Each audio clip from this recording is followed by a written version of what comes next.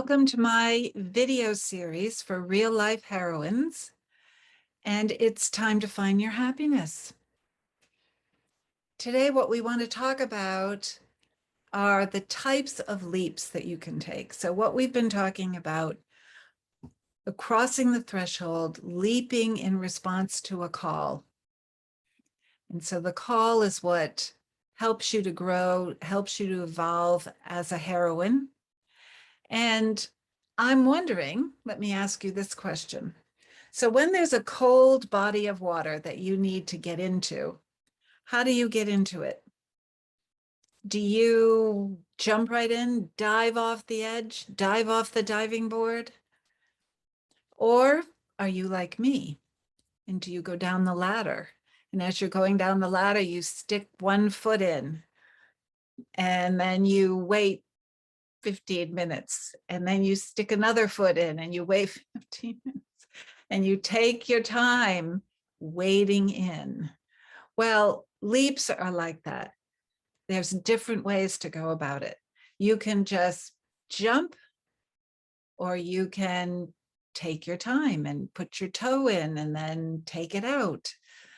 And even, let me say, you can decide the time's not right and you can go back to your comfort zone and delay responding to your call. We're not the heroine's journey police here judging you on how you're responding. There's different ways to respond. And there's different quotations about this. So let's look at these and you tell me what they're advocating. So there's John Burroughs, the American naturalist, leap and the net will appear. Well, that's the going for it, just do it approach, I would say. And then there's take one step toward the gods and they will take 10 steps towards you. That's Joseph Campbell. And that's more what? That's me going down the ladder. Let's just take a step and see what happens. And then there's, as you go along the way of life, you will see a chasm. Jump. It's not as wide as you think. That's from one of Joseph Campbell's books, and he says it's an indigenous saying. As you go upon the way of life, you will see a chasm. Jump. It's not as wide as you think. It's like, of course we're going to be coming up against chasms. And then there's just do it. Nike, just do it. So many of them are kind of rip the Band-Aid off, do it. But you can also take a step. So again, there are types of leaps. And we can further categorize them. Actually, I have 3 different types of leaps to talk to you about. So one is when you do it yourself. You make the decision. You see an opportunity and you decide to take it. So think about that movie with Melanie Griffith called Working Girl. It's a fabulous movie. And she is a secretary and has a very high-powered boss, Sigourney Weaver. And she's a secretary with a bunch of other secretaries in the secretary pool. And Sigourney Weaver gets hurt skiing and comes back and can't do anything. And there is an opportunity that Melanie Griffith sees as the secretary, that she could be her boss and no one would know. She could just step right in because, of course, she has the wherewithal that she can do it. And it's pretty amazing to watch her adventure and how she changes her big bouffant hairstyle and becomes more sophisticated, and how that whole comedy plays out, which is wonderful. But she takes advantage. There's an opportunity. She sees a chasm, but she leaps. And so this is all about doing the leap to your benefit, to grow you. You see it. It might be scary. It's a chasm, but you want to do it. So I wonder about you. Have you had those kinds of leaps in your life? Have they been the type where, oh my gosh, that's huge, but it's such an opportunity. I just have to hold my nose and jump. I'm sure you have. I bet you have. So there are those when you have a choice, you see an opportunity and you go for it.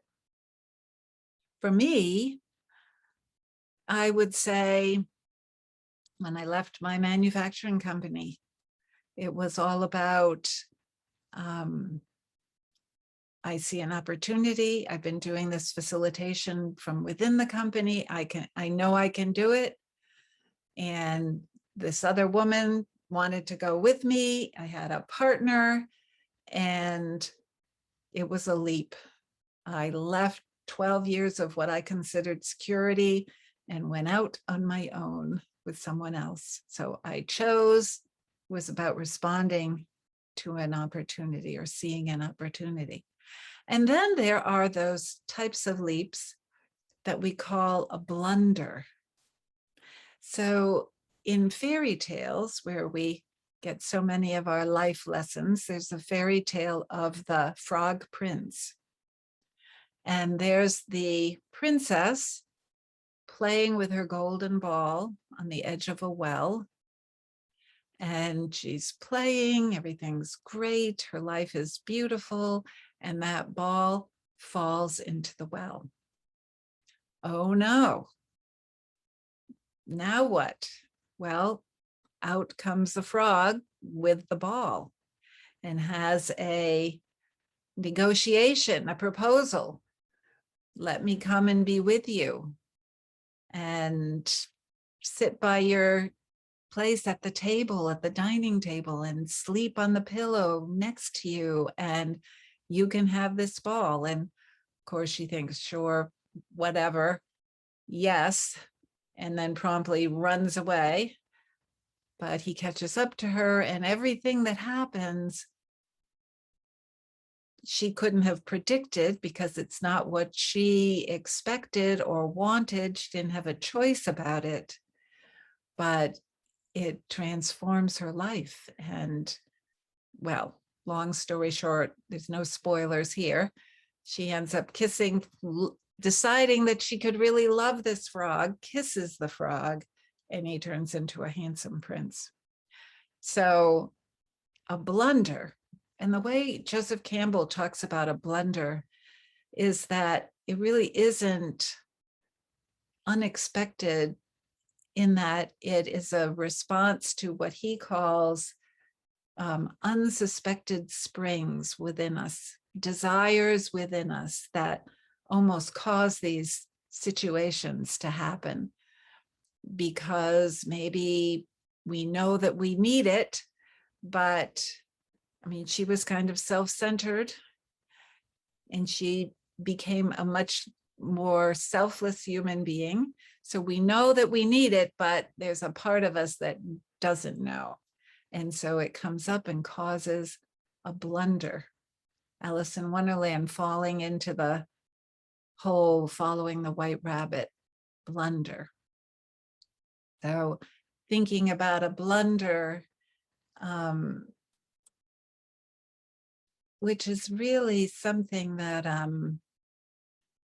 happens to, I think, all of us. And for me, when I decided to leave the company, it was all about me leaving to be a facilitator. I had no intention ever to have anything to do with conflict. Conflict was something in my family we didn't do. And so I didn't have the tools to be good at it. So it was all about facilitating strategic planning and helping groups meet their agenda. And what happened was I kept blundering into conflict. These groups would start showing me that there was lots going on under the surface that had to be dealt with.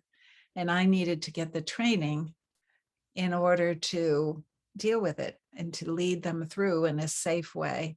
So my whole career blossomed into being a mediator, working with groups in conflict, working with conflict management in all these situations. It blossomed in a way that I never had intended. So in a way, a blunder becomes a blessing, something that sort of like plan B takes over, because plan A didn't work. So blunders, you might be kicking yourself for, but they really are a blessing. They really are. It's like something inside of you knows better than your brain. We've talked about that before, about what's really good for you, and gets you to do it, gets that ball to fall down into the well, and wow, who knows what's going to come up. Then there's and before we go to the third type, have you blundered? Have you blundered in a way that it became a blessing? Maybe oh, here's a good one. So a student of mine, this is such a good blunder. A student of mine had been seeing since high school a young man who became her soulmate for a while, until they went separate ways after college. And he was in one city and she was in another city, and they weren't even corresponding. And she was sending a message to somebody, and that person had a name very similar to this guy that she used to date and used to love, who she hadn't spoken with in forever. And by mistake, she blundered and sent the message to her original boyfriend. And I'm sure that you can guess what happened is that started a conversation, and that one thing led to another, and they're married. They have 2 children. They've been married for 11 years. So there's a blunder. And I bet you've done it too, somehow. Blunder can become a blessing. All right. And then there's the third kind. And maybe this is the hardest kind of leap, because somebody has done something to you. They've taken the choice away. It's not like you leaping to an opportunity. It's not even like you making a mistake and ending up with plan B, the blunder. It's something has happened to you that can often seem like the rug has just pulled out right from underneath you. Maybe it's your partner or spouse of many years comes home and says, I'm done. Maybe your boss says, we're having layoffs and I have to let you go. Something that takes you by surprise. So a movie example of this one, Diane Keaton in Baby Boom. She's living the good life with her husband. She's got another woman with a big professional job. She works late. You can tell, though, that she and her husband have kind of a shallow existence. And then what happens to her is her sister passes away suddenly.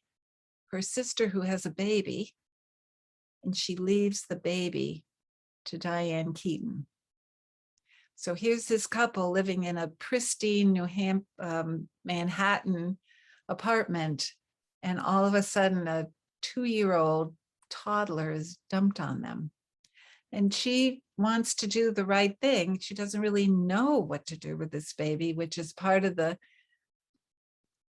great comedy of the show, how she gives the babies in the high chair and she gives her a bowl of spaghetti and grates the Parmesan cheese on top, and then the baby starts flinging it, and she takes the baby places and tucks it under her arm, and but she eventually realizes this isn't working, and all that comes about is about how she really, challenge after challenge, because of what's happened to her, how she reacts to it enriches her life, and she ends up creating a whole new business as a result. So the question for this one, when it happens to you, is how will you react? And I bet you know, as I do, that there are people when big things happen to them, which are really upsetting and difficult. Yes, it's understandable that you need time processing and sort of, what are my options here? That kind of thinking. But there are other people that just hold on to it and just still feel resentment years later. And then it's a case of, okay, I want to kill that rat. I want to give that rat poison, but I'm drinking it myself. You know, anytime you harbor resentment, it's the person that you're hurting the most is yourself, not the other person who probably doesn't even know you're harboring resentment. So it's kind of a soul searching process when it happens to you. How will I respond? Will I take revenge out on whoever did this to me? Or will I gather up my life where I am on the journey and see that, oh, maybe there are opportunities ahead of me. There will be challenges, but I'm going to make the most of this. This is, you could call it the making lemonade out of lemons way that things happen to you. And I'm wondering how this has been for you. I had a client, actually a student in my school, who was in New York City, and she worked for a financial institution. And the way she described it to me was she had her, well, she was just chained to her desk all the time. Even when she left, she was always working. And she had had it. She had had it with the city, with the job, with everything. And so for her, it isn't so much, I mean, she saw an opportunity, but also it was the job pushing her out. It was so horrible. Her boss, the job, what was expected of her, that she had to do something. She had to leave. And she decided to move to Maine without having another job here, never have lived in the country. She was so new to the whole experience. She had never built a house. She ended up doing that.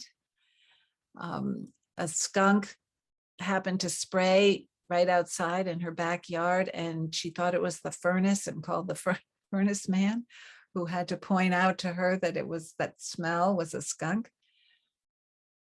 So things can happen to you. And again, how will you react?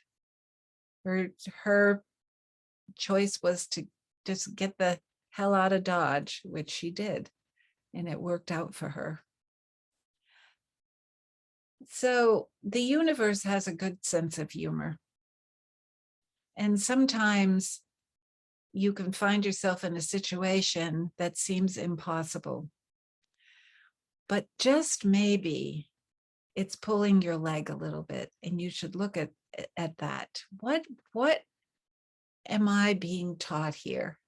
What would help me to grow? Because that's bottom line what the universe wants for you, Heroine, to evolve you and grow you. all these leaps, these potential opportunities, ways to enrich who you are. All these movies and the fairy tales before them, the characters' lives are enriched by what happens. They would be so vanilla, so superficial if it hadn't happened. The other thing to watch out for is wish fulfillment. So many times, students in the school will talk about, yeah, it was so weird. I was just so into how much I hated my job. I complained about it to everybody. And I was looking, they would say, into other opportunities. I had my resume out. And then my boss calls me in and tells me I'm laid off. Or somebody else says, I'm fired. So we have talked a lot about the energy of your thoughts and the energy of your intentions. And why wouldn't the universe say, okay, I'm calling her on it. She's going to get out there. I'm going to give her what she wants. So if you're sitting there stewing about something, be careful what you wish for. And then, of course, I would say, well, it's probably the very thing you need to do. Just do it. Thank you, Heroine, so much for joining me in this particular video. And the thing that I want you to remember the most, you know by now, you are a heroine.